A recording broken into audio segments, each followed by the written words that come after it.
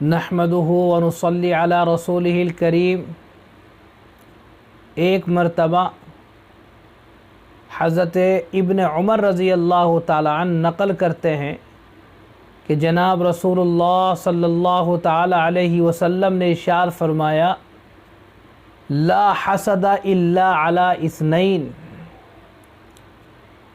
کہ رشک تو صرف دو آدمیوں پر کرنا چاہیے۔ دنیا میں دو انسان ایسے ہیں کہ جن پر رشک کرنا چاہیے۔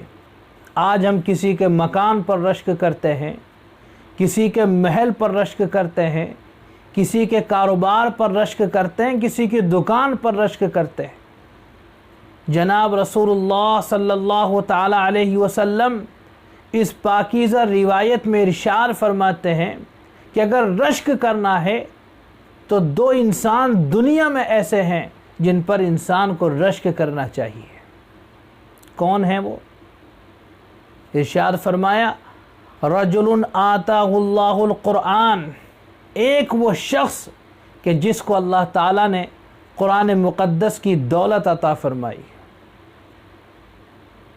جس کو باری تعالیٰ نے اپنے کلام پڑھنے کا سلیقہ عطا فرمایا ہے، فَهُوَ يَقُومُ بِهِ آنَاءَ اللَّيْلِ وَآنَاءَ النَّهَارِ، اور پھر وہ رات اور دن قرآن کی تلاوت میں مشغول رہتا ہے، قرآن کے پڑھنے اور پڑھانے میں مشغول رہتا ہے، قرآن کے سیکھنے اور سکھانے میں مشغول رہتا ہے،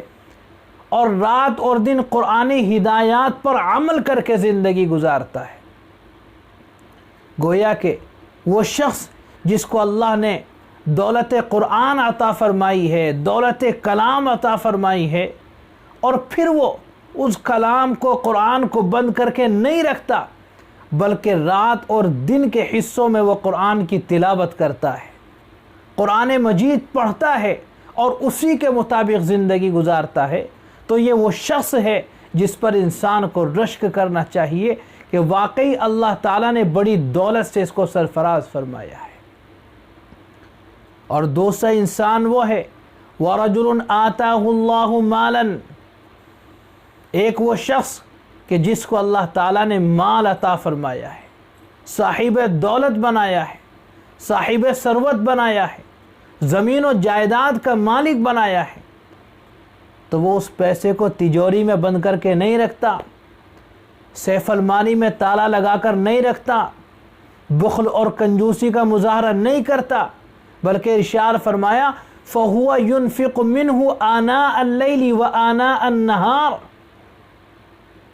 اور وہ رات اور دن اس مال کو اللہ کے راستے میں خیرات کرتا ہے، پریشان حال لوگوں کی پریشانی میں کام آتا ہے،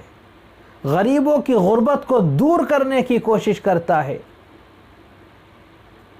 جن کے پاس پہننے کے لیے کپڑا نہیں ہوتا ان کے لیے کپڑے کا انتظام کرتا ہے، جن کے پاس رہنے کے لیے مکان نہیں ہوتا وہ ان کے لیے رہنے اور سہنے کا انتظام کرتا ہے۔ غرض یہ ہے کہ وہ جس کو اللہ تعالیٰ نے دولت عطا فرمائی، جس کو مال عطا فرمایا، اور پھر وہ رات اور دن اللہ کے مال کو خرچ کرتا ہے،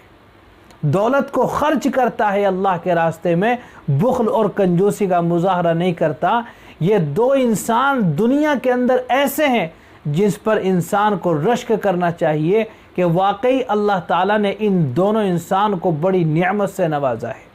اللہ تعالیٰ ہم سب کو عمل کرنے کی توفیق عطا فرمائے۔ وآخر دعوانا الحمد للہ رب العالمین۔